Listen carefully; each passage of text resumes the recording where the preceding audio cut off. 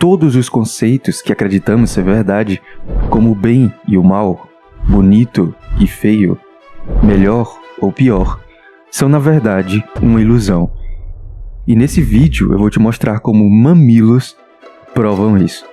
Sim, mamilos. Então sejam muito bem-vindos ao canal Sala Vazia.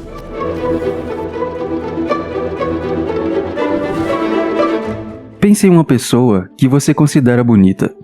Pensou? Eu posso te provar que todas as características que fazem essa pessoa ser bonita para você são apenas variações químicas do corpo humano. Por exemplo, você pode ter pensado na cor dos olhos dessa pessoa. Sejam azuis, verdes ou pretos, eles só são diferentes porque a composição da íris, que é a parte colorida dos nossos olhos, possui menos ou mais melanina, que é o pigmento que dá cor aos nossos olhos. Quanto mais melanina, mais escuro, e quanto menos melanina, mais claros são os nossos olhos. O mesmo acontece com a cor da sua pele. A única diferença de uma pele mais clara ou mais escura é a quantidade de melanina, que é um simples pigmento. Você também pode ter pensado no cabelo dessa pessoa, seja liso, crespo ou cacheado. A única diferença entre eles é a forma com que a queratina, que é a proteína principal do cabelo, é distribuída no decorrer do fio. Enquanto no cabelo cacheado, a queratina é distribuída de forma desigual ao longo do fio, causando uma curvatura, no cabelo liso, a distribuição é mais uniforme, fazendo com que o fio tenha uma forma reta. Tudo por causa de uma simples proteína. E existem diversas outras características que nós consideramos bonitas ou feias e são apenas diferenças químicas do corpo humano. Mas então a beleza não existe? Tudo é relativo? Tudo são apenas substâncias químicas do corpo humano? Para a filosofia, esse é um debate antigo, que começa na Grécia Antiga por volta do século V a.C., com Platão e Aristóteles. Para Platão, a beleza não muda. Ela é uma ideia perfeita e eterna que existe independente do ser humano. Um conceito imutável que nossa mente apenas tenta compreender. Aristóteles pensava de forma parecida. Ele enxergava a beleza como harmonia e proporção.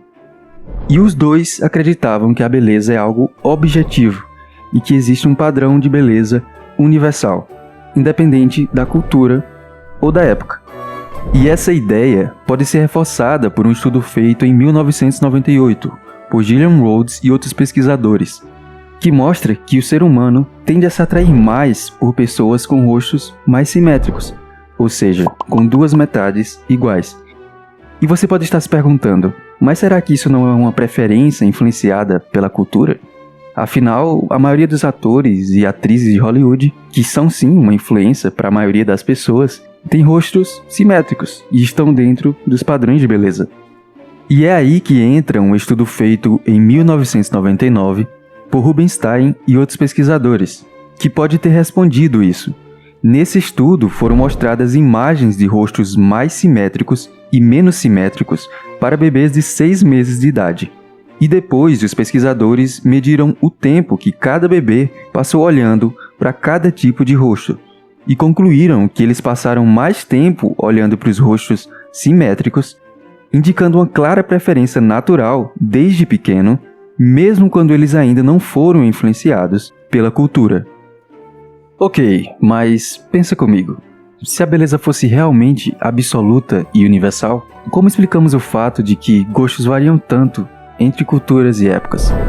Então, com uma ideia oposta a Platão e Aristóteles, durante o século XVIII, na cidade de Edimburgo, na Escócia, David Hume dizia: "A beleza não está nas coisas, mas nos olhos de quem vê." Para ele, a beleza era relativa e variava de pessoa para pessoa e de cultura para cultura. Já no vilarejo de Rokum, na Alemanha, durante o século XIX, Nietzsche também pensava parecido, argumentando que a beleza é uma construção social moldada pela época. E essa ideia também pode ser reforçada por um estudo feito em 1995, para entender como diferentes culturas percebem a beleza. A pesquisa concluiu que enquanto algumas características, como a simetria facial, são sim mundialmente valorizadas, outras características, como o tamanho do corpo, variam de cultura para cultura. Outro estudo, feito em 1993, concluiu que a atração física e a noção de beleza podem ser evolutivas e estarem ligadas à saúde e à fertilidade. E unindo alguns estudos, poderíamos chegar à conclusão que alguns aspectos da beleza são sim influenciados pela cultura. Mas a verdade é que não importa se a beleza é ou não relativa, porque muitas pessoas continuam sofrendo preconceitos, sendo menosprezadas, e até mesmo guerras inteiras são travadas, apenas por conta de simples pigmentos e proteínas. Sim, guerras inteiras acontecem. Em Rick and Morty, uma das séries mais populares da atualidade, e também uma das minhas animações favoritas, conta a história de Rick, um cientista considerado um dos homens mais inteligentes do multiverso, e seu neto, não muito brilhante, chamado Morty. Na animação, eles utilizam uma arma de portais para viajar entre diferentes universos e terem aventuras por todo o multiverso. E em uma dessas aventuras, no episódio Autoerotic Assimilation, é mostrado uma civilização que entra em guerra por um motivo absurdo: o formato dos seus mamilos. Enquanto uma raça tinha um mamilo plano e concêntrico, a outra tinha um mamilo em formato de cone. E isso foi o suficiente para causar uma guerra. E essa é uma ótima forma de resumir os motivos de alguns conflitos da humanidade, infelizmente. Mas no mundo real ninguém inicia uma guerra por um motivo tão absurdo. São 9 de novembro de 1938. Soldados e civis tomam as ruas em uma onda de destruição. Sinagogas são incendiadas, vitrinas de lojas são estilhaçadas e residências são invadidas por toda a Alemanha e na recém-anexada Áustria. E o caos se espalha. Aproximadamente 7.500 estabelecimentos são destruídos, mais de 1.000 sinagogas são incendiadas. E centenas de judeus são executados naquela noite. É o início da Noite dos Cristais. Esse nome vem da enorme quantidade de vidraças quebradas durante os ataques, que só não foi maior do que o sofrimento causado naquela noite.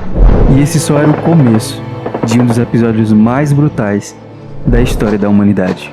O nazismo, na Segunda Guerra Mundial, perseguiu e travou uma verdadeira guerra contra os judeus, ciganos, negros e outras minorias. Tudo isso por um motivo tão absurdo quanto o formato dos mamilos. Simplesmente por terem uma etnia ou preferência diferente do que era considerado o modelo de cidadão alemão naquela época, tirando mais de 6 milhões de vidas somente por conta das perseguições nazistas, e um total de 70 a 85 milhões de vidas foram tiradas durante toda a Segunda Guerra Mundial. E infelizmente, isso não aconteceu só do outro lado do mundo. Aqui no Brasil, nós temos nossos próprios absurdos para chamar de nosso. Por volta do ano de 1530, milhões de africanos foram sequestrados, transportados em condições desumanas e forçados a trabalhar pelo resto de suas vidas. Tudo por conta de um simples pigmento. Isso faz sentido para você?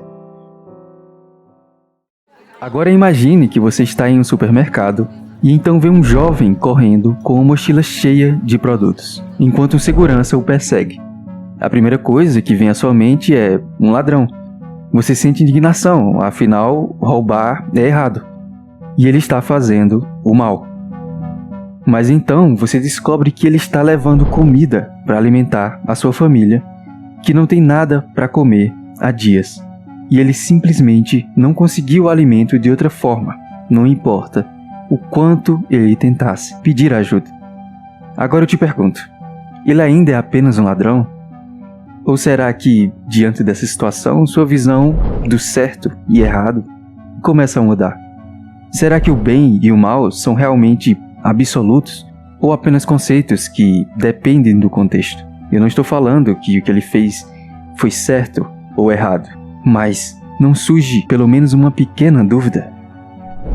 O conceito de bem e mal, assim como de bonito e feio, varia de acordo com as diferentes épocas da sociedade, de toda a história.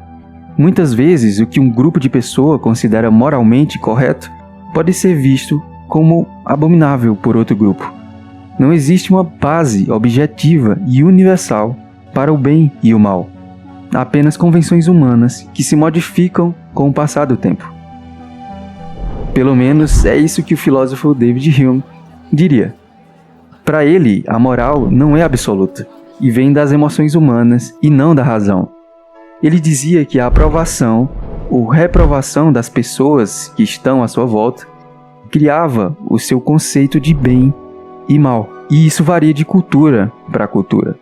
Dessa forma, para Hume, o que é considerado certo ou errado muda conforme a sociedade e o contexto que você está inserido.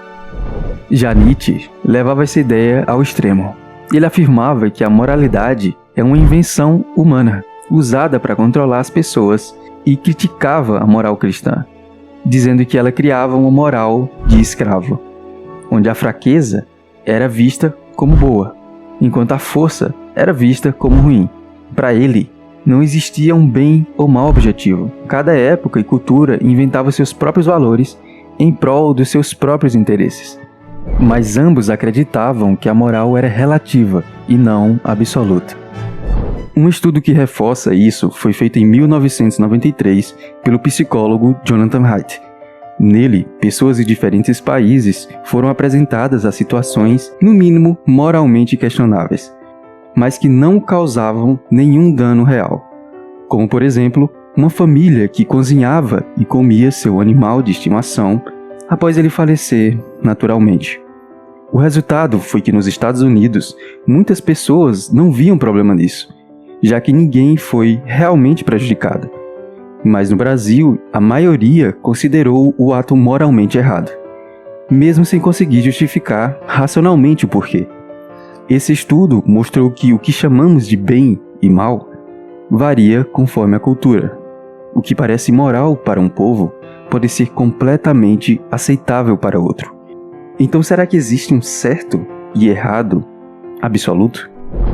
Platão diria que sim.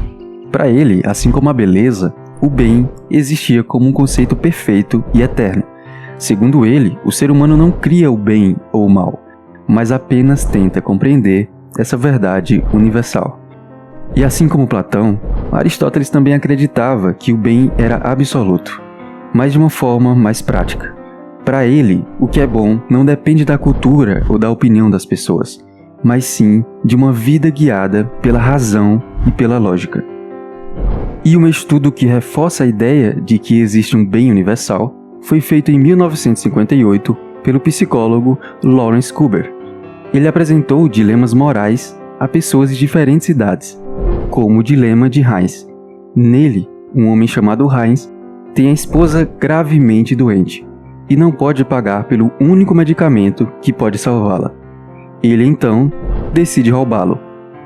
Então, após as pessoas falarem suas opiniões sobre essa situação, o estudo concluiu que a moralidade evolui em estágios.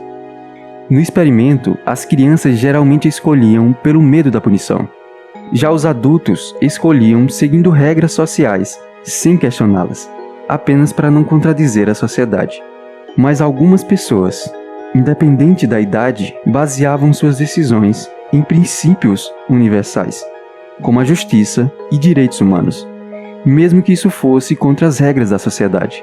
Mas, novamente, não importa se o bem é relativo ou não, as pessoas ainda continuam causando sofrimento por causa disso. E temos diversos exemplos de como o conceito de bem e mal causou dor e sofrimento em prol de um suposto bem maior. Por exemplo, muitas civilizações, como os astecas e os maias, realizavam sacrifícios humanos para agradar aos deuses e garantir colheitas ou vitórias em guerras. Para eles, isso era considerado um dever sagrado e necessário, mas hoje todo mundo concorda que seria considerado um crime hediondo. Outro exemplo é o período da Inquisição e a caça às bruxas, em que mulheres foram perseguidas e queimadas vivas por supostamente praticarem feitiçaria.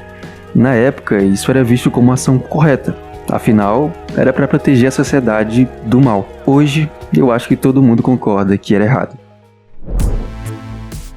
Muitas vezes agimos como se conceitos como a beleza e a moralidade fossem absolutos. E pode até ser, eu não sou ninguém, sou só uma pessoa pensando sobre isso.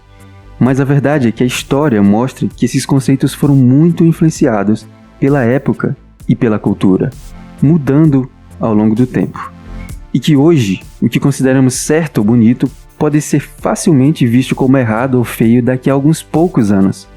E no fundo, tudo é influenciado por simples variações químicas, proteínas e pigmentos.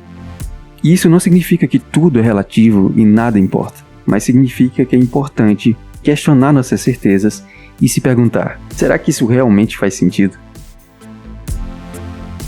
Mas e você? Também concorda que algumas coisas parecem não fazer o menor sentido? Deixe seu comentário aqui embaixo que eu realmente quero saber a sua opinião sobre isso. E se você gostou desse vídeo, deixe o seu like e se inscreva no canal para não perder os próximos vídeos. Esse é o nosso primeiro vídeo aqui do canal e deu bastante trabalho para ser feito, então considere nos ajudar nesse projeto que está só começando e só vai ser possível com o seu apoio.